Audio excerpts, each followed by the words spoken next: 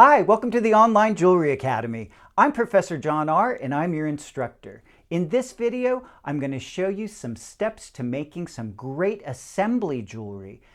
What we're going to do is we're going to make some open hex form jewelry. It's great because it's on trend. Now, we're going to start with these beautiful three-tiered open hex earrings, and then I'm going to follow up and show you how to make this beautiful bracelet. All right, so let's look at what goes into making the earrings. First of all, the hex pieces are cut from pieces of tubing like this. The tube comes really rough looking, so it needs a little bit of sanding and polishing to make it nice. And then you cut slices using either a 45-90 degree jig cutter, or you could even use a tube cutting jig as well. Or if you're a little bit lazy, you can just order the pieces online as well. What I'm going to do is I'm going to assemble them using this wire. Now, this is something new to the Online Jewelry Academy. It's gold-filled wire. Why am I using this? Well, I want to match the color of the brass, but I also want a wire that is safe to wear in your ear hole. You don't want to use a copper alloy in any body piercing, including an ear hole, because you can actually kind of poison yourself with that. So what we want to do is we want to use something safe. Generally speaking, ear wire should be 20 gauge round metal, and it should be something like gold, silver, or surgical steel. The first thing that I want to do is put on my safety glasses. Then what I want to do is I'll just straighten the wire a little bit using my fingers, and I'll pick up a pair of round nose or rosary pliers, and I'm going to grab the wire about 3/4 of an inch from the end, and I'm going to grab it about midway into the jaws of my pliers. Then all I want to do is tug the longer end as I rotate and create a loop on the other end of the wire. So your wire should end up touching itself. Next, what I want to do is put your pliers back into that loop and tug the long end up so that you get a capital letter L riding a unicycle. Then, just open up the loop with your pliers. Just like a ballerina, it opens up like a port-de-bras, really nice and easy. And all I want to do is just capture all three of the elements in this loop. See, they just go right in like that. Then what I want to do is just pinch and close this loop. Okay, then you take the small end of the wire and you coil it around the long end in a tightly compacted spring-like coil.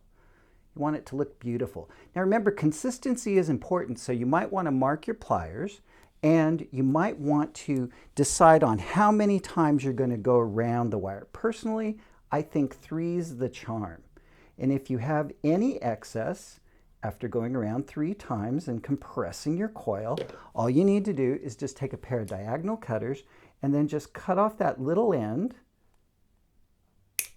and you can just tuck it around with your other pliers. Now, you may want to run your finger over it to make sure that it's not sharp. You don't want anything sharp on an earring. Once you've done that step, see, they hang nice. All you need to do is take your pliers and you're going to grab the coil and just pull in one direction all the way. Then, let's turn it this way to the camera so you can see. There's a little angle to that wire now. What I want to do is I'm going to put the pliers in that angle, and then I'm going to grab the wire and just pull up and over like that. And the wire just wants to turn into an earring form. I can tweak it a little bit with the pliers to make it beautiful, and then all we need to do is just cut it off. And now we have a third earring for my third ear. Now, don't forget to run either sandpaper, a file, or a cut burr over this clipped end because you don't want any sharpness. Okay, let's move over here next, and this is what we're going to talk about. This is a large Rolo chain where I've added some open hexagonal links. Now, some of you guys are a little bit afraid of this large wire chain. Guess what?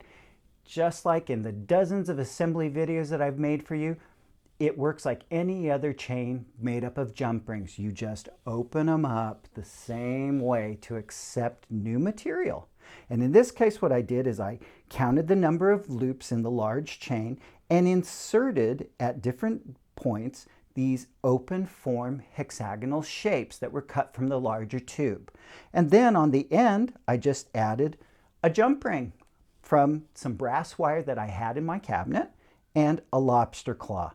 And voila, you've got a beautiful hexagonal open loop chain that you can wear as a bracelet. I hope you like this video. If you do, be sure and like it, share it with your friends.